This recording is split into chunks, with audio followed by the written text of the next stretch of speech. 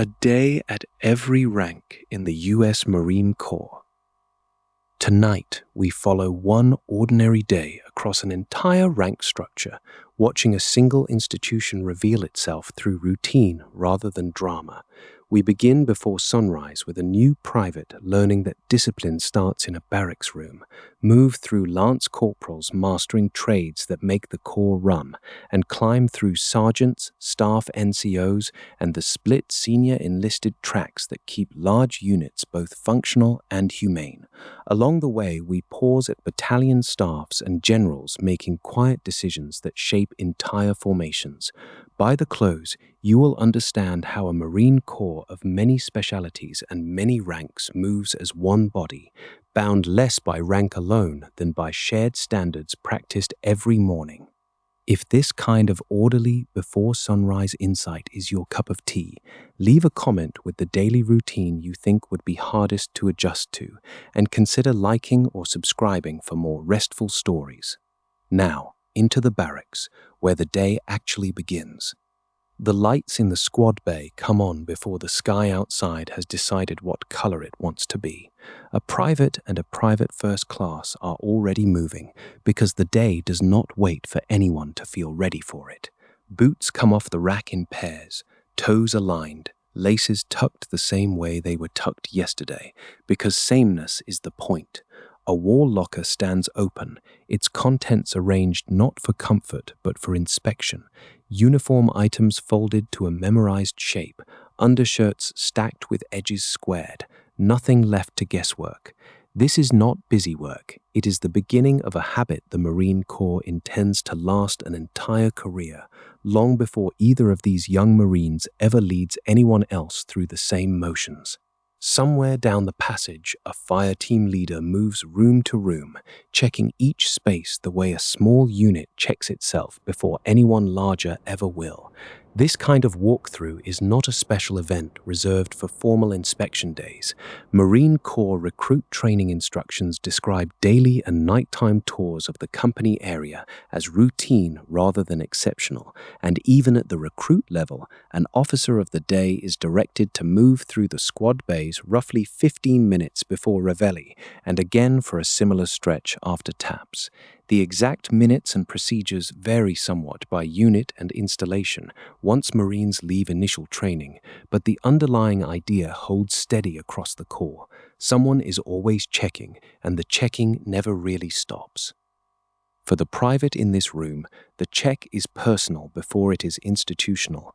A rushed collar, a boot out of line, an unmade edge on a blanket, each is a small thing, and each is exactly the kind of small thing the Corps has decided matters enough to write down.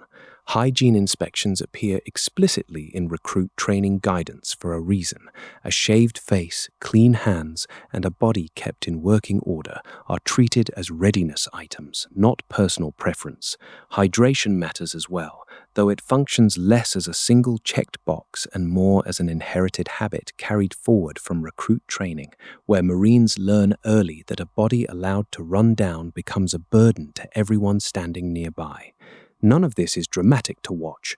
All of it is expected, every single morning, without needing to be explained twice. By the time grey light starts touching the windows, the room has gone from lived in to inspection ready, and the private allows a short breath of relief before turning attention toward the roster taped near the door. Attendance in a Marine unit is never simply assumed. It is confirmed, checked, and checked again. Every Marine answers to a name on a page, and that page will be reviewed once more at formation within the hour. The private studies it the way a traveler studies a departure board, matching a name to a time, making sure nothing has slipped through unnoticed. Outside, the company area is beginning to stir in the same deliberate rhythm, though the uniforms tell a slightly different story from doorway to doorway. Other Marines move past, dressed for entirely different trades. Someone in flight deck greens waiting to trade them later for coveralls. A communications Marine adjusting a bag heavy with cable and handset gear. A logistics clerk gripping a folder thick with supply requests that must be sorted before noon. They do not share an occupational field, and in an hour they will not share a workspace, since the day will scatter them across hangars, motor pools, and offices spread over the installation. But right now, in this narrow early window, they share something more basic than any job title, the same quiet expectation that a body, a uniform, and a room will meet a standard before anyone is allowed to walk out the door. This shared discipline, more than any single skill, is what an outside visitor would first recognize as the beginning of Marine identity. At the company office nearby, a duty roster is checked against names, and a young clerk marks who is present and who has not yet appeared for the day. This is the administrative skeleton beneath the visible routine, the paperwork equivalent of a locked and squared wall locker. Unglamorous work, but load-bearing all the same.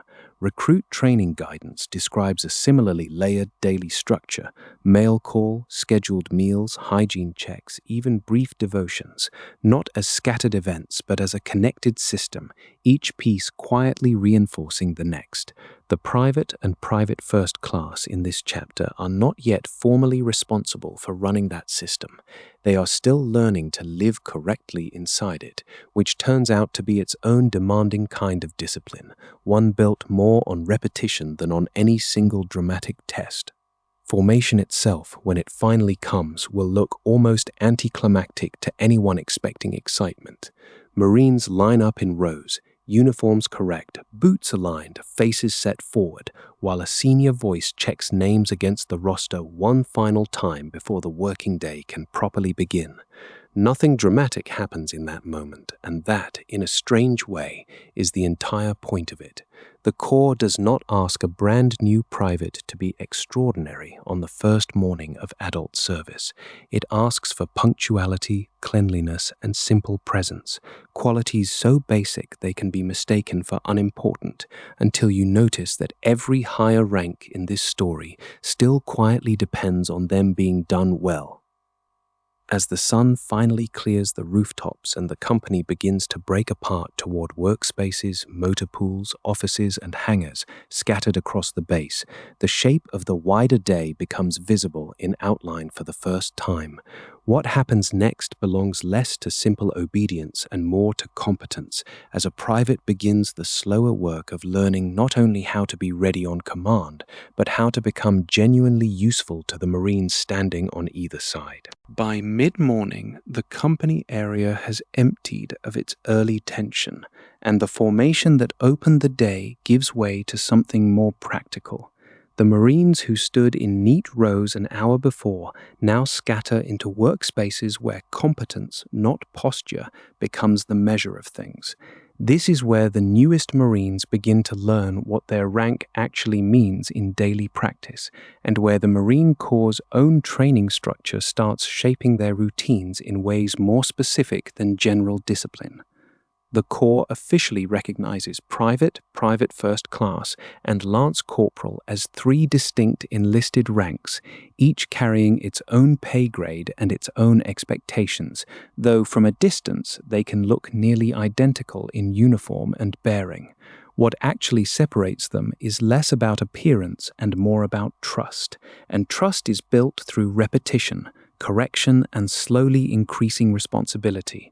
The Corps' own occupational roadmaps describe this stretch of a career as a formal phase of skill development, not simply an extension of recruit training.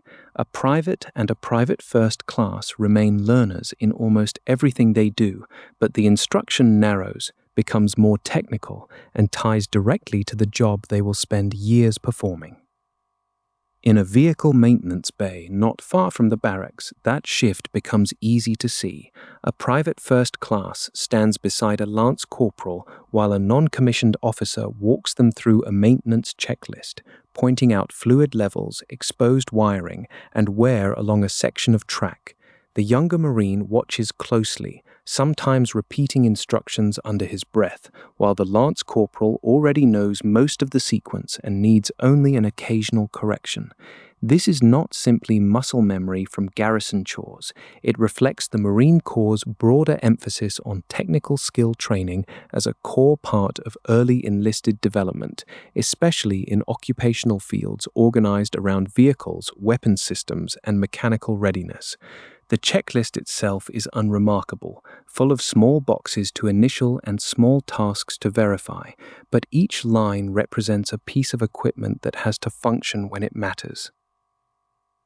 The Infantry Occupational Roadmap, one of the clearest documents the Corps has published on this subject, groups private, private first class, and lance corporal together inside what it calls a skill training phase, built around formal instruction such as the Infantry Rifleman course alongside recruit training itself. Even within a single occupational field, junior Marines are assigned specific early billets, among them Rifleman, Assistant Automatic Rifleman, and Scout, each carrying its own narrow set of technical responsibilities. It is a useful reminder that the popular image of the generalist young Marine, doing a little of everything, does not hold up well under scrutiny. Even at the earliest ranks, the institution is already sorting Marines into distinct technical lanes, each with its own tools, its own procedures, and its own particular failures to avoid. That same pattern shows up away from vehicles and weapons, in spaces that rarely make it into recruiting footage. In a small radio room lit by humming fluorescent tubes, a cluster of junior Marines work through a routine communications check, plugging in handsets, inspecting cables, and comparing signal reports against a reference sheet. The work is slow and repetitive, closer to troubleshooting than anything dramatic, and it depends entirely on attention to details most outsiders would never notice. An experienced lance corporal moves between the stations, pointing out a loose connector here, a mismatched frequency setting there, catching problems before they can turn into a failed check later in the day. He is not issuing orders the way a corporal or sergeant eventually will. He is guiding through demonstrated competence, the kind that comes only from having made these same mistakes once and learned not to repeat them. This is one of the clearest signs that a junior Marine is moving from simply being supervised toward being useful in a specific, repeatable way. The Marine Corps' own training materials describe successful performance in fields like this as requiring genuine technical skill and professional knowledge, not just physical toughness or a willingness to follow instructions. A private learning to read a signal report is absorbing procedures that will still matter years later, long after that particular radio model or checklist format has been replaced. The unit does not run on effort or personality alone. It runs on countless small technical actions performed correctly and consistently, and junior Marines carry out much of that unglamorous work every day, often without anyone outside their section noticing. Supply spaces teach a related lesson, though the stakes look different at first glance. Near midday, in a supply office close to the barracks, a lance corporal works through a stack of paperwork, matching serial numbers on a sign-out sheet to labeled bags and containers stacked along the shelves. Other Marines pass through the doorway in a steady trickle, picking up or returning gear, each exchange requiring a brief but exact check of information. This is not paperwork for its own sake. Marine Corps training guidance on government property repeatedly stresses accountability because equipment left unsigned, misplaced, or unrecorded becomes a readiness problem well before it becomes a disciplinary one. A missing radio battery or an unaccounted for optic is not merely an inconvenience. It can shape whether a unit is fully capable when it is actually called upon. What makes the Lance Corporal effective in this setting is not superior rank in any formal sense, since Lance Corporal still sits outside the Corps' non-commissioned officer structure. It is instead the simple fact that he has done this task often enough to do it correctly without being told each step, while still deferring to whoever technically outranks him when a real decision needs to be made. That balance, competent enough to work alone, junior enough to still take direction, defines much of this stage of a Marine's development. It is a narrower kind of independence than leadership, but it is real, and it is earned through repetition rather than granted by any title. Across the vehicle bay, the radio room, and the supply office, the same underlying pattern repeats itself in different technical languages. A private or private first class learns through close correction, watching an NCO or an experienced lance corporal demonstrate the right method before attempting it under supervision. A lance corporal, by contrast, has usually crossed an unremarked threshold, capable of finishing familiar tasks without constant oversight, while still holding no formal authority over other Marines. The Corps' emphasis on skill training, technical proficiency, and property accountability at these early ranks reflects a deliberate institutional choice. Before a Marine can be trusted to lead others, that Marine must first be trusted to do the job correctly every time, without being watched. That accumulated trust becomes the foundation for everything that follows.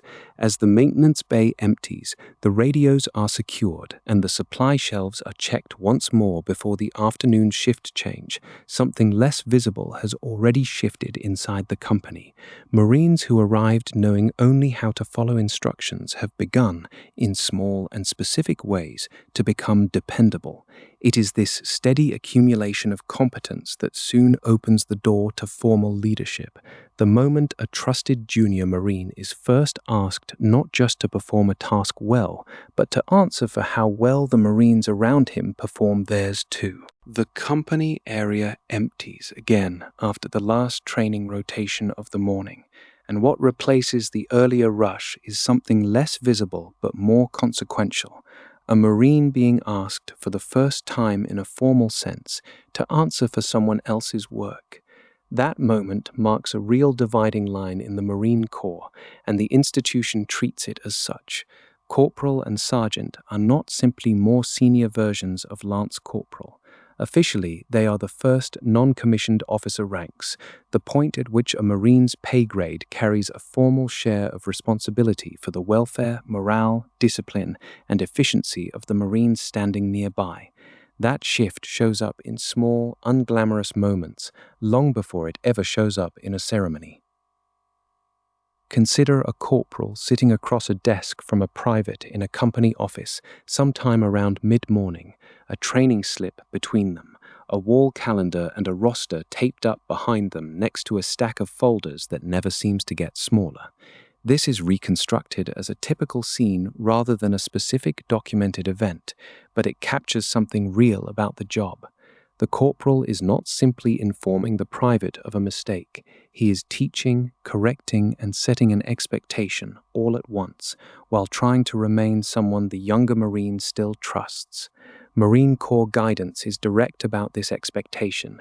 NCOs are answerable to the commanding officer for the Marines in their charge, which means a corporal's day now includes accounting for someone else's shortfall, not just his own. That accountability does not erase the corporal's hands-on identity. He likely still turns wrenches, still carries a radio, still knows the technical work as well as anyone in the shop. What has changed is that his competence is no longer only his own possession. It has become something he is expected to hand off, deliberately, to someone earlier in the process than he was. The counseling session in the office is really an act of translation, turning personal know-how into someone else's habit, and it is exactly the kind of unglamorous labor that separates a corporal from the lance corporal he recently was. No one applauds this work, and it rarely appears in any record of the day, but it is where leadership actually begins. Outside, on a training field under a flat, pale sky, that same translation looks different in motion. a sergeant walks a squad through a controlled movement drill, and this too should be understood as an illustrative composite rather than a specific recorded incident. The squad advances, bunches slightly out of position, and the sergeant halts them before continuing. He does not simply criticize, he repositions Marines, adjusts spacing, checks a piece of gear that is riding wrong on someone's back, and starts the drill again from the beginning. There is nothing dramatic in this. It is repetition with a purpose, the kind of work that produces steady habits under pressure rather than clever ideas under calm conditions, and it depends on someone willing to stop the group as many times as it takes. What makes this scene meaningful is less the drill itself than the standard behind it. Marine Corps leadership guidance describes non-commissioned officers as the Marines who drive and motivate others toward the highest standard, tying leadership directly to personal accountability and to the tone or climate a leader sets around him. A sergeant running that drill is not just teaching movement technique, he is teaching the squad how a standard actually feels when it is enforced consistently, in real time, without shouting or theater.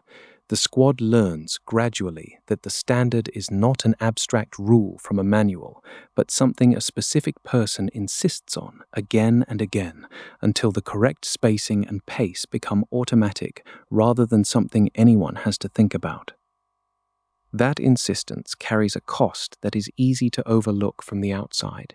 Leading Marines in this way means putting their needs ahead of personal comfort in ways that are built into the culture rather than left optional to a particular leader's temperament.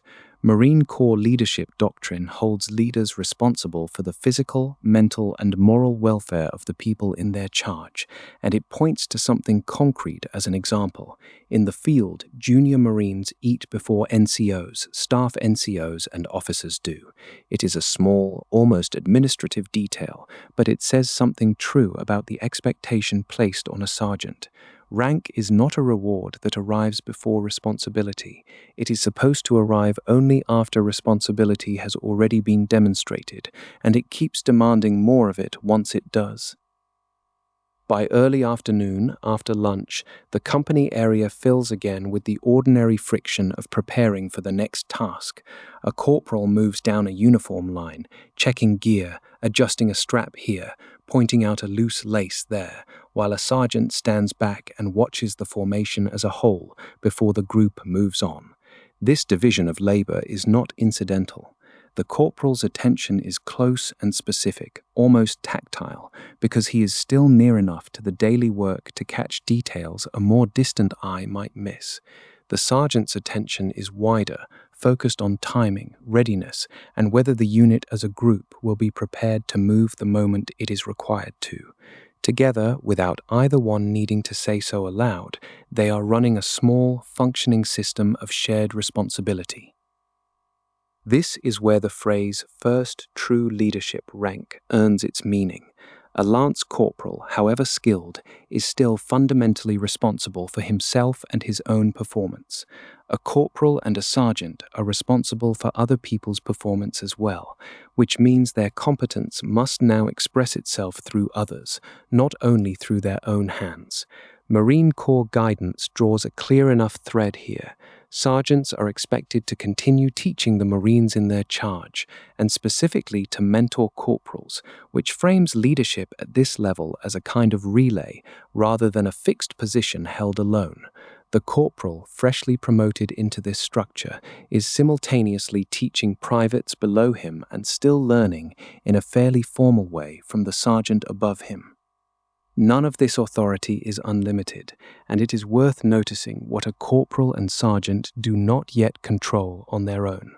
They answer, in turn, to staff sergeants and gunnery sergeants, whose job is to hold the broader machinery of training schedules, maintenance status, and unit readiness together across more Marines and more time than any single squad leader can see at once. The corporal correcting a gear line and the sergeant running a movement drill are, in effect, executing a plan whose shape they can sense but do not fully own themselves.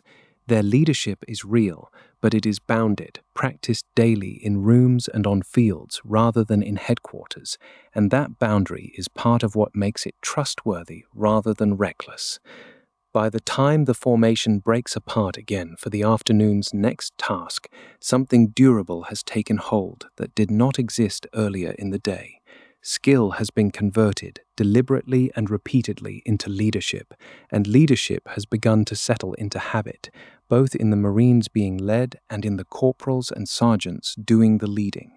It is this accumulated, unglamorous habit of responsibility that the next layer of the Corps depends on, and it is about to pass upward into the hands of the staff sergeants and gunnery sergeants, whose job is to keep the whole unit ready, not just for the next hour, but for whatever comes after it. By early afternoon, the responsibility that corporals and sergeants carry inside their small teams has already begun to feed upward into something larger, a wider system that a staff sergeant and a gunnery sergeant spend most of their day assembling piece by piece.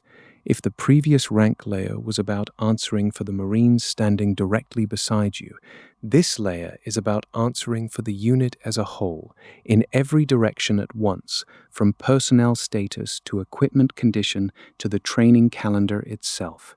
The tasks look administrative from the outside, full of forms and boards and short conversations, but the stakes underneath them are the same ones that have run through the entire day, whether the company will actually be ready when it is called to move. Inside a battalion office in the early afternoon, a staff sergeant and a gunnery sergeant stand together over a readiness board, the kind of board that exists in some recognizable form in nearly every unit across the Marine Corps. It lists names, training dates, medical and dental status, weapons qualifications, and the maintenance condition of the section's equipment, and it is updated often enough that neither Marine looks surprised by what turns up on it. Official Marine Corps guidance describes exactly this kind of board as a required tool, one that feeds directly into a monthly readiness review, pulling together input from the executive officer, the S1 personnel section, S3 operations, S4 logistics, communications, medical, and CBRN representatives. None of that consolidated picture happens automatically. It happens because someone tracks it day after day, and that someone is very often a senior NCO standing exactly where these two Marines are standing now, tracing a finger down a column to see who has fallen behind schedule. The gunnery sergeant asks a short question about a name circled near the bottom of the sheet, and the staff sergeant answers with a brief explanation involving a missed appointment and a new date already logged for later in the week. It is a small exchange, almost forgettable on its own, but it captures much of what this rank layer's day actually consists of, closing loops before anyone above has to ask twice. A gap noticed becomes a question asked, which becomes an answer recorded, which becomes a line updated on a board that a commander will eventually read without ever seeing the work behind it. Marine readiness guidance assigns formal responsibility for exactly this kind of consolidation to a unit readiness officer, a role that can be filled by a commissioned officer, a warrant officer, or a senior staff NCO, which means a gunnery sergeant may not simply contribute to a board like this, but may own it outright, turning scattered inputs from half a dozen sections into one dependable picture. From the office, the pace shifts, but the underlying work stays the same. Outside, rows of vehicles sit in the afternoon sun, some with engines still cooling, others waiting their turn at the wash rack or the maintenance bay, and the gunnery sergeant walks the line speaking briefly with mechanics and drivers, while the staff sergeant follows a step behind with a clipboard. One vehicle sits apart from the rest, hood raised, a strip of tape marking it down for repair. The staff sergeant taps the clipboard against the fender and asks a short question of the mechanic nearby, and the conversation that follows is not dramatic, only practical. What part is on order? when it is expected to arrive, whether the vehicle can be back in service before the next scheduled movement. This scene is offered as a plausible, ordinary version of the work rather than a documented event, but the pattern behind it is not invented. Broader guidance for company-level training explicitly requires coordination of ammunition, transportation, safety vehicles, and equipment accountability well before any exercise begins, and a down vehicle caught late in the process is precisely the kind of failure this daily checking exists to prevent.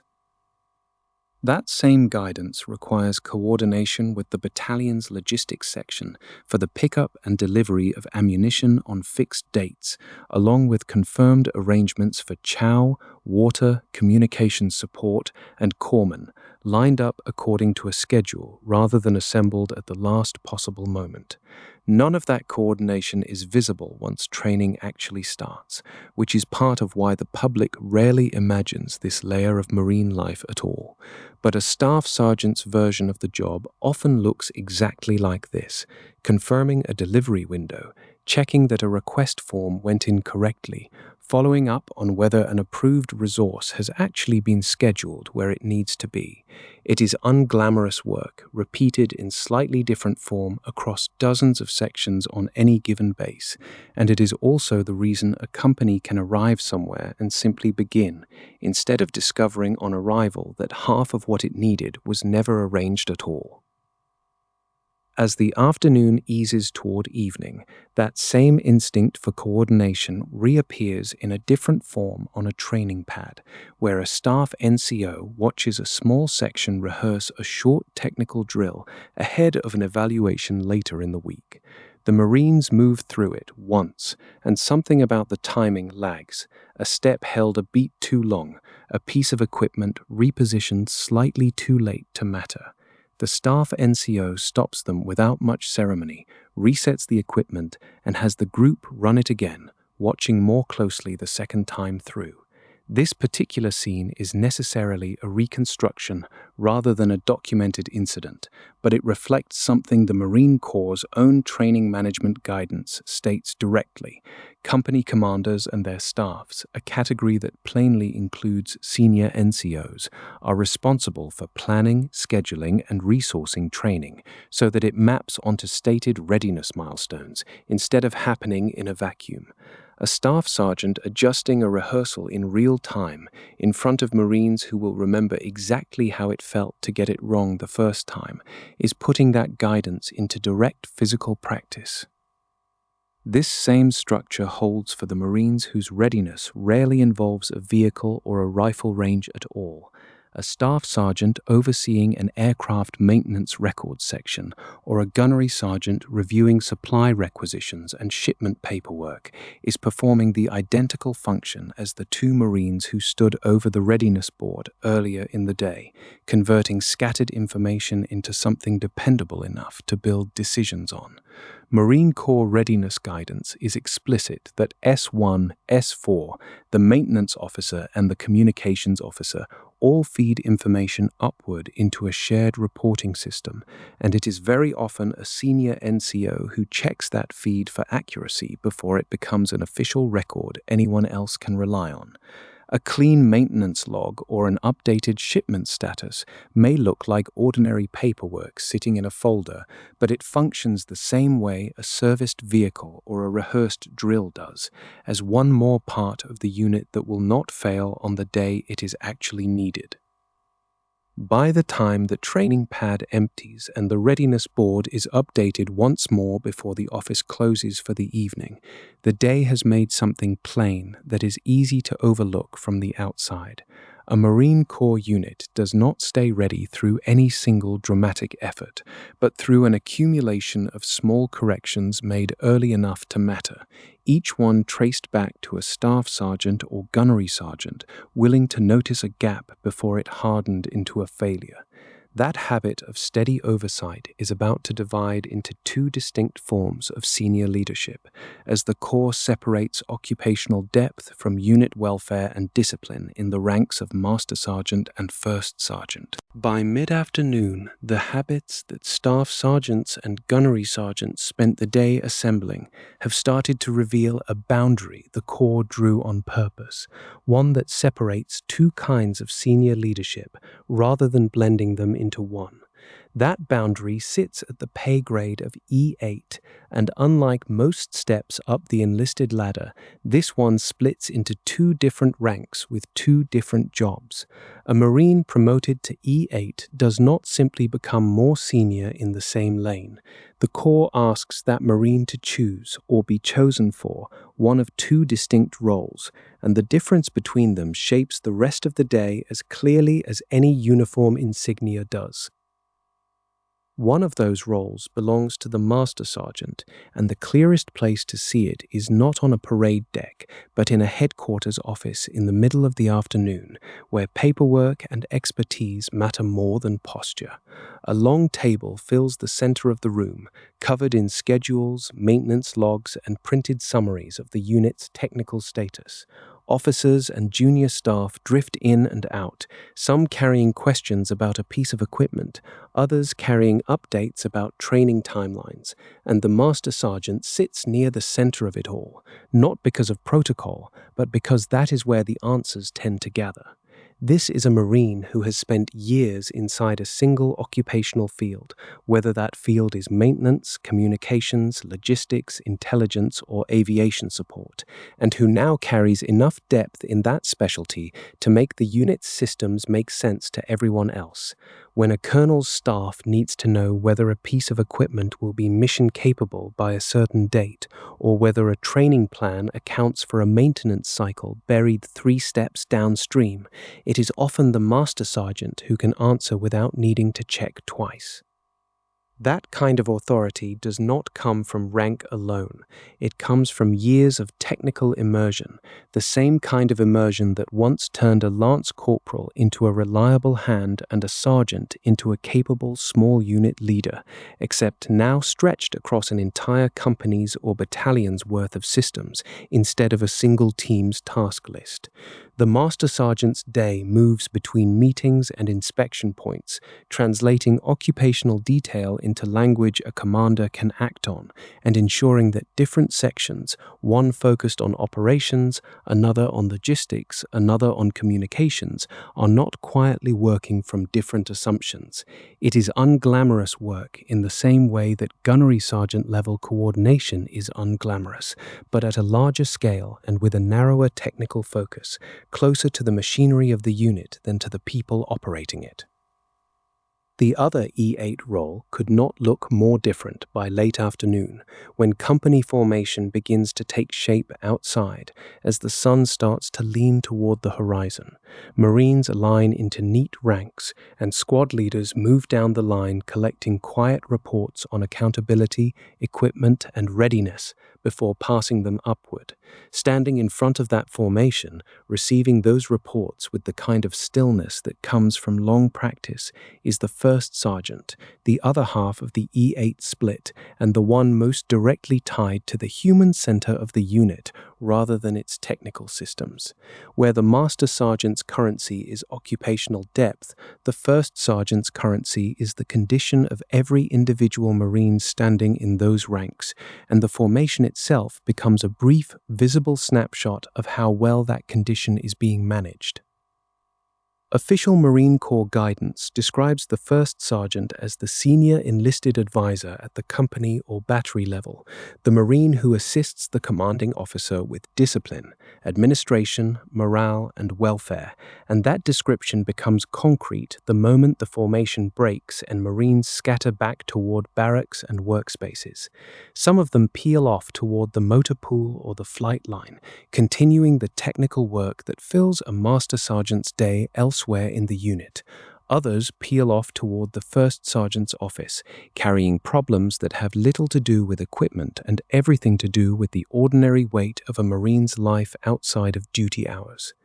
That contrast becomes sharper in a modest office near the family housing area, where a bulletin board covered in notices and a stack of half-finished forms sit behind a desk that has clearly seen long use.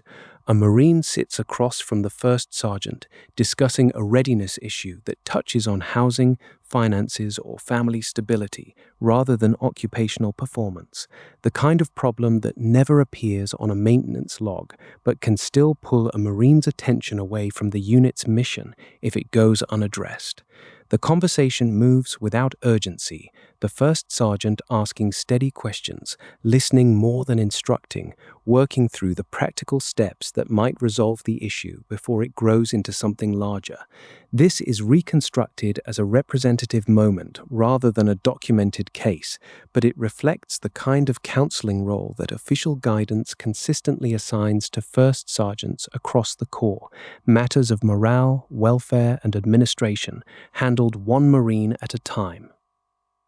The Marine Corps' own explanations of this split make the distinction plain, even outside the more formal rank descriptions. A Marine writing about the transition between the two roles has described the Master Sergeant as a senior technical expert who oversees daily operations, training, and standards within a specific occupational field, while describing the First Sergeant's focus as centered on overall command leadership, unit welfare, and cohesion. Neither description claims that one role outranks the other in importance. They simply describe two different centers of gravity inside the same pay grade, one oriented toward systems and expertise, the other toward people and discipline. That divide did not appear by accident. Staff non-commissioned officers across the pay grades from Staff Sergeant through Sergeant Major are already responsible, in general terms, for the welfare, morale, discipline, and efficiency of the Marines under their charge, and the Gunnery Sergeant rank below E8 often begins to hint at this coming split by asking Marines to select a preferred promotional track on their annual evaluations. By the time a Marine reaches E8, that early preference has usually hardened into a clear specialization, either toward deeper occupational mastery or toward broader command-focused leadership, and the Corps builds two separate ranks around that specialization rather than forcing every senior enlisted Marine into a single mold. The practical result is a company or battalion that draws on two different kinds of judgment at the same moment in its day. When something breaks down mechanically, or when a technical plan needs correcting before it causes real damage, the Master Sergeant's expertise becomes the difference between confusion and clarity. When something breaks down personally, when a Marine's housing situation, family strain, or conduct threatens to erode the unit's cohesion, the First Sergeant's attention becomes the difference between a quiet resolution and a lingering problem. Neither role can fully substitute for the other, and the Corps' insistence on splitting E8 into these two ranks reflects a deliberate acknowledgement that readiness depends equally on functioning systems and functioning people. As the evening settles over the company area, with formation dismissed and the First Sergeant's office lamp still lit against the darkening window, the same division of labor is already echoing one rank higher, where Master Gunnery Sergeants and Sergeants Major will soon carry these same two responsibilities into the far larger scale of an entire battalion. The division that separated Master Sergeant from First Sergeant does not disappear at the top of the enlisted ladder. It widens. At E9, the Marine Corps carries the same organizing principle into its final and most consequential form, splitting the grade into a Master Gunnery Sergeant, the senior technical authority within a military occupational specialty, and a Sergeant Major, the senior enlisted advisor to a commander on discipline, administration, morale, and welfare. Both wear the same pay grade. Both have spent decades earning the trust that comes with it, but by late afternoon, watching where each one actually stands and what problem each one is trying to solve, the difference becomes plain rather than abstract. The Master Gunnery Sergeant is found in a planning annex rather than a company office, bent over maps, maintenance charts, and communication logs alongside staff planners working through a problem too complex for any single specialist to untangle alone. The precise shape of the work shifts with the occupational field, and the specific case here is one illustration among many rather than a documented event. In an aviation squadron, it might be a question of parts availability weighed against flight hour requirements. In a logistics battalion, a shortfall in transport capacity that quietly ripples into 3 other units' schedules. In a cyber or communications shop, an integration issue that no manual quite anticipated when it was written. The Master Gunnery Sergeant's authority in that room is not command in the traditional sense. It is expertise so deep, built across a career inside one occupational lane, that commanders and staff officers defer to it as a matter of course, treating years of accumulated technical judgment as insurance against expensive mistakes made in haste. That expertise rarely announces itself with urgency. It shows up instead as a correction offered early, a technical judgment inserted before a plan hardens into an order, a plain insistence that the numbers on a readiness chart do not yet support the tempo everyone else in the room is assuming. Nobody needs to explain why this matters. The fact that someone at this rank has been pulled into a planning session rather than left running a shop already signals that the problem in front of them has moved beyond what a junior maintenance chief or a staff sergeant could resolve alone. Meanwhile, in a different part of the same headquarters, the sergeant major is doing something that looks less technical on its surface and turns out to be no less demanding underneath. Inside a battalion command space, the sergeant major sits with the commanding officer and the operations staff as the evening status of the unit is reviewed, not to argue about equipment specifications or doctrine, but to ask a plainer and more uncomfortable question: can this formation actually sustain what is being asked of it? That question is the center of the command advisor track that separates a sergeant major from a master gunnery sergeant. Where one interprets a technical readiness figure, the other interprets the human cost sitting underneath it, translating fatigue, morale, and discipline trends into something a commander can weigh honestly before signing an order that will affect hundreds of Marines. The sergeant major's authority rests on breadth rather than specialization. A sergeant major serves at the battalion, squadron, or larger unit level, standing as the senior enlisted Marine across an entire formation rather than a single company, the way a first sergeant does one echelon down. That difference in scale changes the nature of the advice given. A first sergeant knows the individual Marines in one company by name and by circumstance. A sergeant major has to sense the condition of several companies at once, weighing whether strain accumulating in one unit threatens the reliability of the whole battalion. It is advisory work built on pattern recognition across years of watching units succeed and occasionally come apart, and it depends on a commander willing to extend trust in judgment that cannot be reduced to a chart, however unquantifiable that judgment might look from the outside. As the briefing in the headquarters room winds down, the sergeant major does not simply return to an office and stay there for the rest of the evening. In the last hour of daylight, the walk resumes through the company area itself, moving between barracks and administrative buildings as Marines wind down their duty day and the light starts to fade toward dusk. This is not an inspection in the formal sense, and nothing observed here would ever appear on a readiness report. It functions instead as a deliberate reading of atmosphere, a habit shaped by decades of experience that tells an experienced sergeant major when something in a unit feels wrong well before any written report would say so. A brief greeting exchanged near the barracks door, a short conversation outside an office, the simple fact of being visible and approachable to junior Marines, all of it carries weight precisely because it comes from someone occupying the top of a specific institutional lane. That same lane runs all the way to the Sergeant Major of the Marine Corps, the senior enlisted Marine of the entire institution, personally selected by the Commandant to serve as the enlisted voice for the whole Corps. The evening walk through one battalion's company area is a small, local version of a role that, at the highest level, scales to the entire service. What becomes clear by the end of this stretch of the day is that neither track could function well without the other standing beside it. The Master Gunnery Sergeant's technical judgment means little if the unit lacks the discipline and cohesion required to execute it under pressure, and the Sergeant Major's read on morale and welfare means little if the equipment and training sitting underneath that morale are unsound to begin with. Together, the two ranks represent the Marine Corps' practical answer to a basic organizational problem. How does an institution preserve at its highest enlisted levels both deep occupational knowledge and steady human judgment without demanding that any single Marine hold both at once?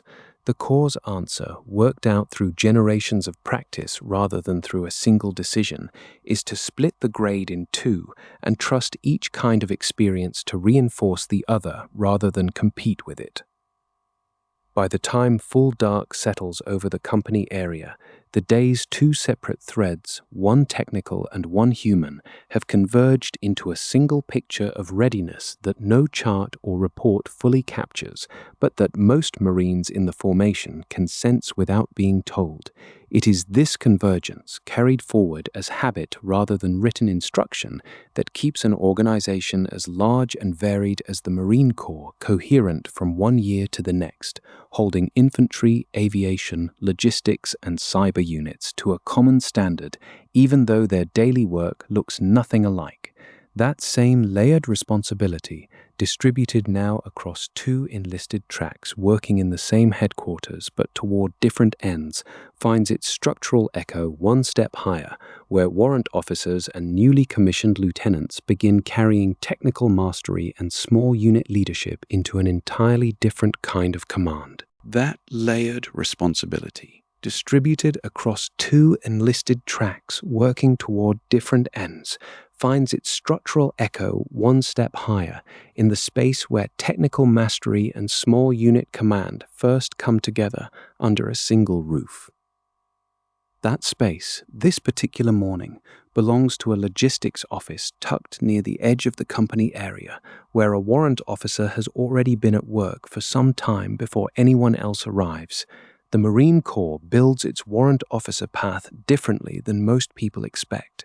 A warrant is not simply awarded, it is approved for a sergeant or staff non-commissioned officer who has already spent years mastering a single field, and once that Marine is appointed, the warrant officer becomes a commissioned officer starting at Chief Warrant Officer 2. What arrives in that office, then, is not a generalist stepping into new authority, but a specialist carrying forward everything learned in the enlisted ranks, now applied from a different seat at the table. This morning, the subject is unglamorous but consequential, a maintenance backlog in a piece of equipment central to the day's training schedule, discovered late the night before and still unresolved. The warrant officer sits with two staff Marines and a junior lieutenant, laying out what the problem actually is, not in vague terms but in the specific language of the trade, what part is affected, what the realistic repair timeline looks like, and what that timeline will do to the schedule everyone else is already counting on. This is the essential function of the role. Marine Corps warrant officers specialize in their respective fields, whether logistics, aviation maintenance, intelligence, communications, or newer cyber-related work, and they provide leadership and training to the Marines working inside that specialty. They are not, by design, meant to command companies or battalions. They are meant to know one thing so thoroughly that commanders can trust their judgment on it without needing to verify it themselves. The lieutenant in the room listens more than he speaks, and that imbalance is itself instructive. He is not being talked down to. He is being handed years of accumulated technical judgment in the space of 15 minutes, and the smart use of that gift is simply to absorb it. When the meeting ends, the warrant officer has not made a decision for the company commander upstairs, only clarified the actual shape of the problem so that decision can be made well. That is the essence of technical advising inside the Corps, expertise offered upward and outward, not authority claimed as a command in its own right. The distinction matters because everything the company-grade officers are about to do this day depends on understanding that difference clearly. By mid-morning, the setting shifts outward, away from offices and toward a stretch of open training ground where a platoon is midway through a controlled exercise. Walking beside them, close enough to see individual mistakes but far enough back to let squad leaders actually lead, is a second lieutenant. This is the starting point of the company-grade officer path, the rank the Marine Corps designates as O1, and it is, by nearly universal description among those who have lived through it, a rank defined less by command authority than by the slow work of earning trust. A second lieutenant technically outranks every enlisted Marine in the platoon, including the seasoned staff sergeant now standing at the edge of the lane watching the exercise unfold. But rank on paper and readiness in practice are not the same thing, and the Marine Corps builds this rank around the deliberate, sometimes uncomfortable process of closing that gap. The staff sergeant does not run the exercise, and he does not need to. He watches quietly, occasionally stepping in to correct a detail, the spacing between fire teams, the pace of a maneuver, a communication call made a beat too late, and each correction lands not as a challenge to the lieutenant's authority, but as instruction offered inside it. This is one of the Marine Corps' oldest working relationships, largely unwritten in any formal rank description, but understood by nearly everyone who has served in it. A new officer commands, and an experienced senior enlisted Marine teaches that officer how to command well. The lieutenant gives the orders. The staff sergeant makes sure those orders are grounded in reality. Over months, that balance will shift as the lieutenant's own judgment sharpens, but on this particular training day, the shift has only just begun, and the lieutenant knows it. What the second lieutenant is learning, in practical terms, extends well past tactics. He is learning how to read 30 or 40 individual Marines quickly enough to know who needs a direct order and who needs a question instead. He is learning that platoon command is less about issuing instructions than about noticing, early, where confusion or fatigue is about to produce a mistake. None of this appears on any official rank description, but it is the quiet curriculum underneath the formal one, and it is the reason the Marine Corps treats this earliest command rank as an apprenticeship in every sense but title.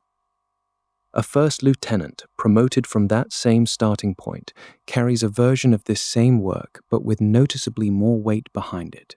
The training lane looks similar from a distance, but the responsibilities layered underneath it are heavier.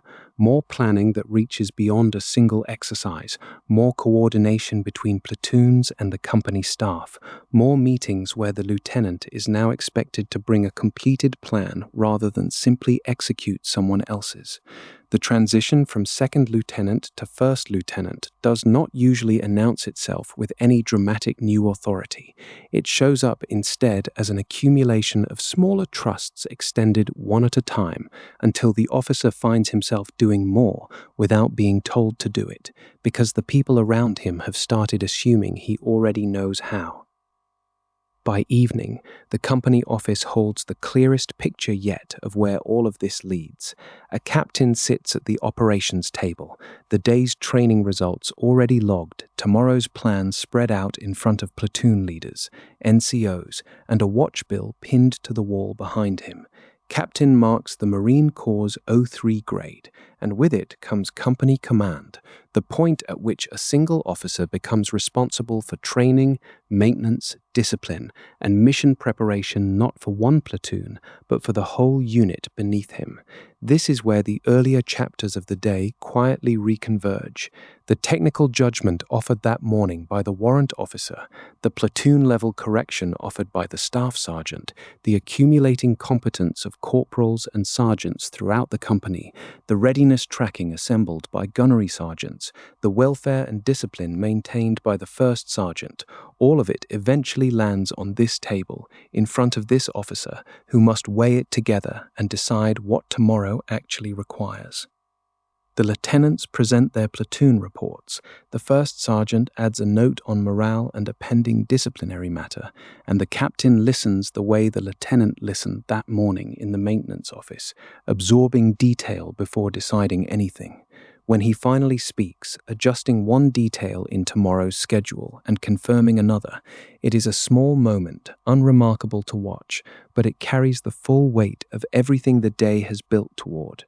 Command at this level is not about knowing every technical detail personally, the way the warrant officer does, nor about managing every individual Marine's welfare directly, the way senior enlisted leaders do.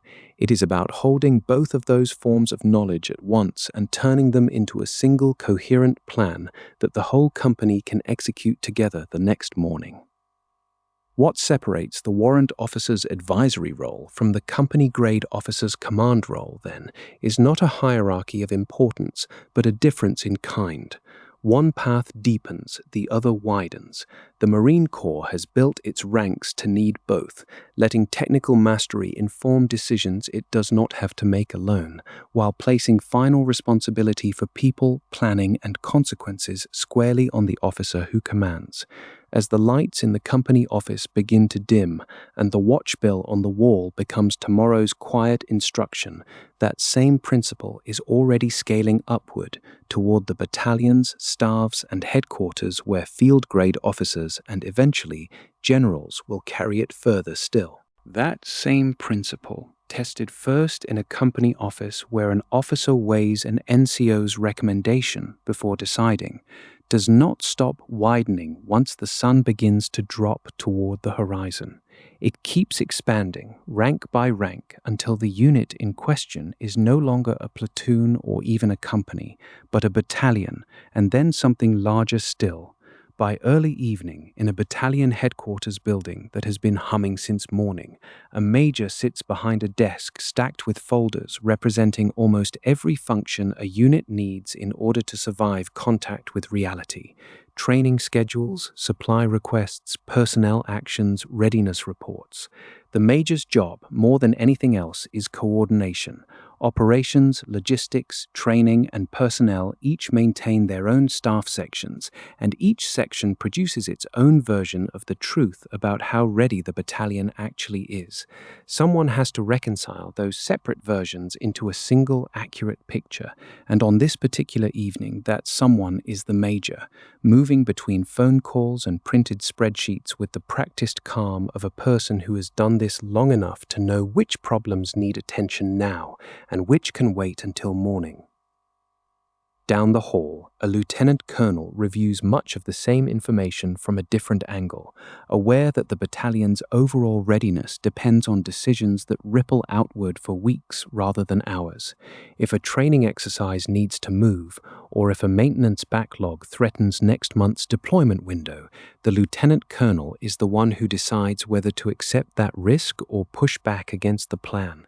Official guidance for Marine officers frames this kind of authority in formal terms, tying command to a lawful chain rather than to informal influence, and at this level in the ranks that formality stops being background noise. It becomes the entire structure holding the evening together. When the lieutenant colonel signs off on a revised timeline, subordinate units downstream treat that signature as settled fact rather than a suggestion open to negotiation.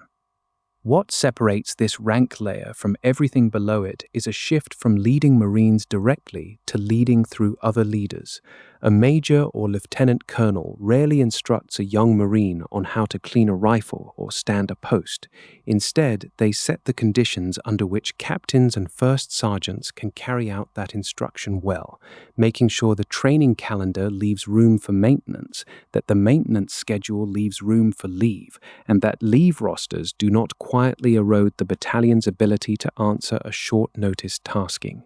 It is an unglamorous kind of leadership, built out of spreadsheets and calibrated risk, but Marine Corps guidance is explicit that the underlying purpose has not changed. Officers exist to give the Marines under them the best leadership possible in support of mission accomplishment and combat readiness. At the battalion level, that leadership simply travels through more intermediaries before it finally reaches a rifle squad or a maintenance bay.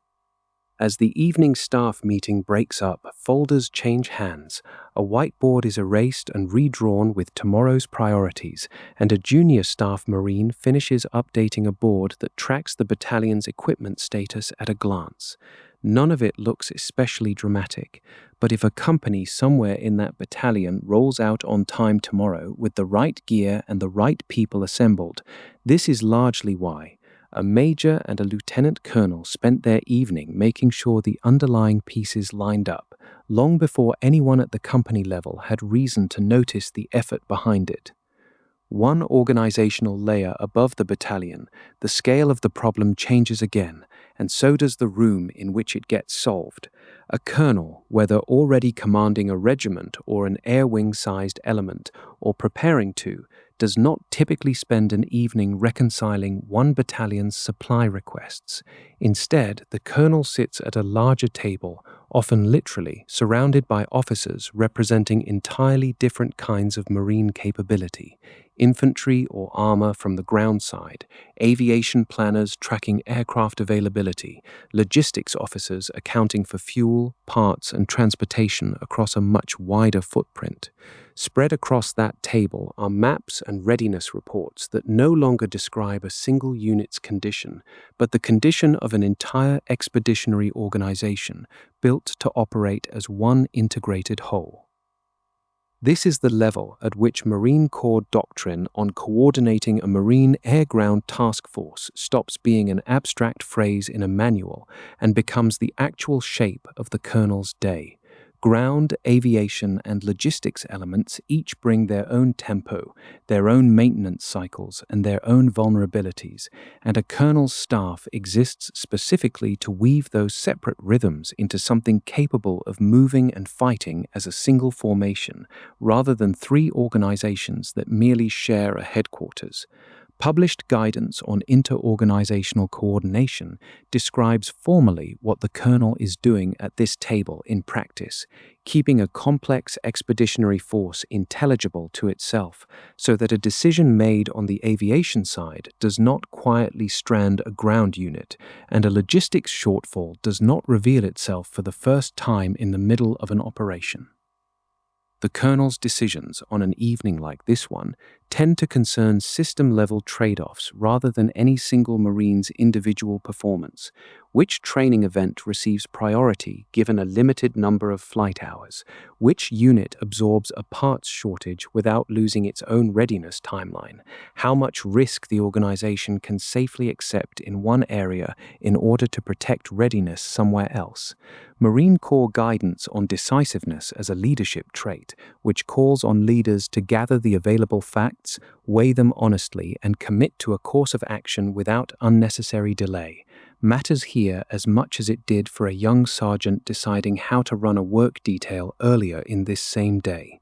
The scale has changed considerably. The underlying leadership habit has not.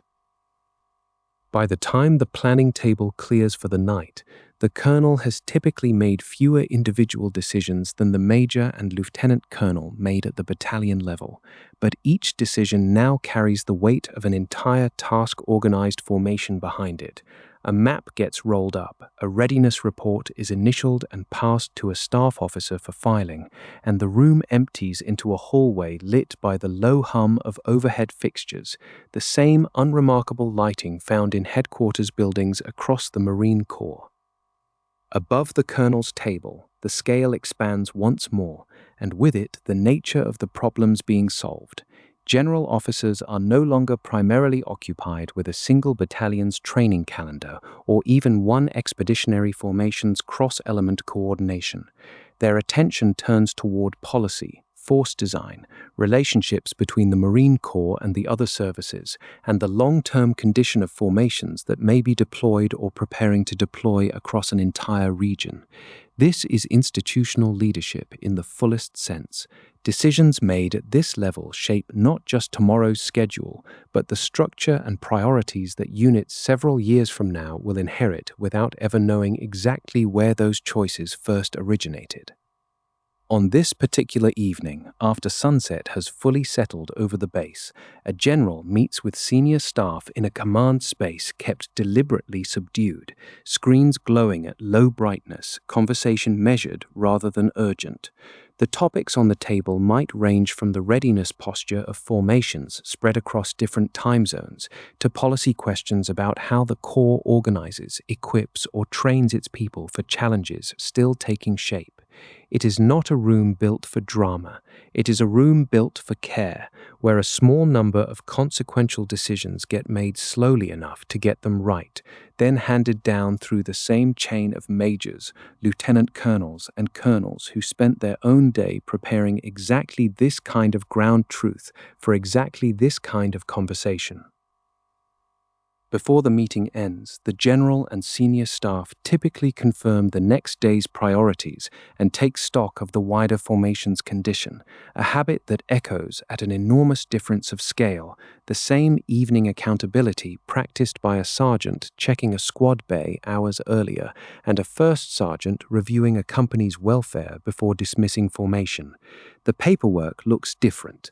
The stakes and the audience are different, but the underlying instinct that a day does not properly end until someone in authority has verified the true state of things survives intact from the newest private's war locker all the way up to a general's evening brief. As the lights in that command space dim and the last folders close for the night, the work of the entire Marine Corps, from barracks room to headquarters, comes to rest in the same place it began, with readiness confirmed, responsibility acknowledged, and someone at every level of the formation still watching as the base finally allows itself to fall still for the night.